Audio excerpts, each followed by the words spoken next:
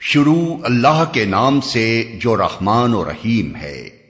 قسم ہے ان ہواؤں کی جو گرد اڑانے والی ہیں، پھر پانی سے لدے ہوئے بادل اٹھانے والی ہیں، پھر سبک رفتاری کے ساتھ چلنے والی ہیں، پھر ایک بڑے کام بارش کی تقسیم کرنے والی ہیں۔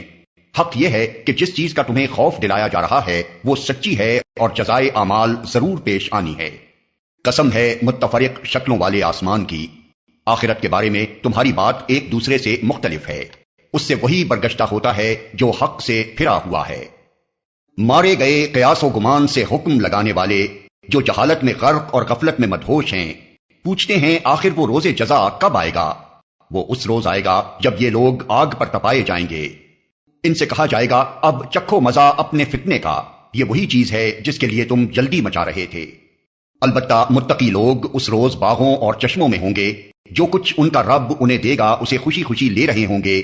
وہ اس دن کے آنے سے پہلے نیکوکار تھے، راتوں کو کم ہی سوتے تھے، پھر وہی رات کے پچھلے پہروں میں معافی مانگتے تھے، اور ان کے مالوں میں حق تھا سائل اور محروم کے لیے۔ زمین میں بہت سی نشانی اور ان کے مالوں میں، پھر وہی رات کے پچھلے پہروں میں معافی مانگتے تھے، اور ان کے مالوں میں حق تھا سائل اور محروم کے لیے۔ زمین میں بہت سی نشانیاں ہیں یقین لانے والوں کے لیے، اور خود تمہارے اپنے وجود میں ہیں، کیا تم کو سوچتا نہیں؟ آسمان ہی میں ہے تمہارا رزق بھی اور وہ چیز بھی جس کا تم سے وعدہ کیا جا رہا ہے۔ پس قسم ہے آسمان اور زمین کے مالک کی، یہ بات حق ہے ایسی ہی یقینی جیسے تم بول رہے ہو۔ اے نبی، ابراہیم کے معزز مہمانوں کی حکایت بھی تمہیں پہنچی ہے۔ جب وہ اس کے ہاں آئے تو کہا آپ کو سلام ہے، اس نے کہا آپ لوگوں کو بھی سلام ہے، کچھ ناآشنا سے لوگ ہیں۔ پھر وہ چپکے سے اپنے گھر والوں کے پاس گیا اور ایک موٹا تازہ بچڑا لا کر مہمانوں کے آگے پیش کیا۔ اس نے کہا آپ حضرات کھاتے نہیں؟ پھر وہ اپنے دل میں ان سے ڈرا، انہوں نے کہا ڈریے نہیں، اور اسے ایک ذی علم لڑکے کی پیدائش کا مژدہ سنایا۔ یہ سن کر اس کی بیوی چیختی ہوئی آگے بڑھی اور اس نے اپنا منہ پیٹ لیا اور کہنے لگی بوڑھی بانجھ۔ انہوں نے کہا یہی کچھ فرمایا ہے تیرے رب نے، وہ حکیم ہے اور سب کچھ جانتا ہے۔ ابراہیم نے کہا اے فرشتادگان الہی، کیا مہم آپ کو درپیش ہے؟ انہوں نے کہا ہم ایک مجرم قوم کی طرف بھیجے گئے ہیں تاکہ اس پر پکی ہوئی مٹی کے پتھر برسا دیں، جو آپ کے رب کے ہاں حد سے گزر جانے والوں کے لیے نشان زدہ ہیں۔ پھر ہم نے ان سب لوگوں کو نکال لیا جو اس بستی میں مومن تھے، اور وہاں ہم نے ایک گھر کے سوا مسلمانوں کا کوئی گھر نہ پایا۔ اس کے بعد ہم نے وہاں بس ایک نشانی ان لوگوں کے لیے چھوڑ دی جو دردناک عذاب سے ڈرتے ہوں۔ اور تمہارے لیے نشانی ہے موسیٰ کے قصے میں، جب ہم نے اسے صریح سند کے ساتھ فرعون کے پاس بھیجا تو وہ اپنے بلبوتے پر اکڑ گیا اور بولا یہ جادوگر ہے یا مجنون ہے۔ آخر کار ہم نے اسے اور اس کے لشکروں کو پکڑا اور سب کو سمندر میں پھینک دیا، اور وہ ملامت زدہ ہو کر رہ گیا۔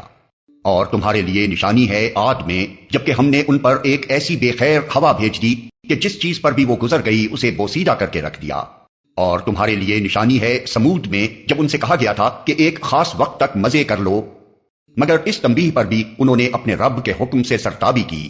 آخر کار ان کے دیکھتے دیکھتے ایک اچانک ٹوٹ پڑنے والے عذاب نے ان کو آ لیا، پھر نہ ان میں اٹھنے کی سکت تھی اور نہ وہ اپنا بچاؤ کر سکتے تھے۔ اور ان سب سے پہلے ہم نے نوح کی قوم کو ہلاک کیا کیونکہ وہ فاسق لوگ تھے۔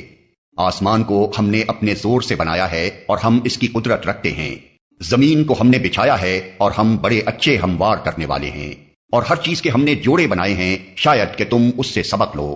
پس دوڑو اللہ کی طرف، میں تمہارے لیے اس کی طرف سے صاف صاف خبردار کرنے والا ہوں، اور نہ بناؤ اللہ کے ساتھ کوئی دوسرا معبود، میں تمہارے لیے اس کی طرف سے صاف صاف خبردار کرنے والا ہوں۔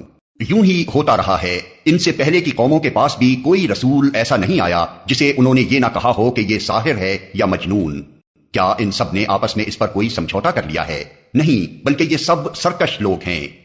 بس اے نبی ان سے رخ پھیر لو، تم پر کچھ ملامت نہیں، البتہ نصیحت کرتے رہو کیونکہ نصیحت ایمان لانے والوں کے لیے نافع ہے۔ میں نے جن اور انسانوں کو اس کے سوا کسی کام کے لیے پیدا نہیں کیا ہے کہ وہ میری بندگی کریں۔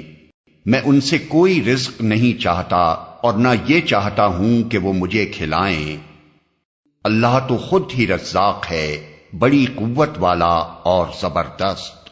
پس جن لوگوں نے ظلم کیا ہے ان کے حصے کا بھی ویسا ہی عذاب تیار ہے جیسا انہی جیسے لوگوں کو ان کے حصے کا مل چکا ہے۔ اس کے لیے یہ لوگ جلدی نہ مچائیں، آخر کو تباہی ہے کفر کرنے والوں کے لیے اس روز جس کا انہیں خوف دلایا جا رہا ہے۔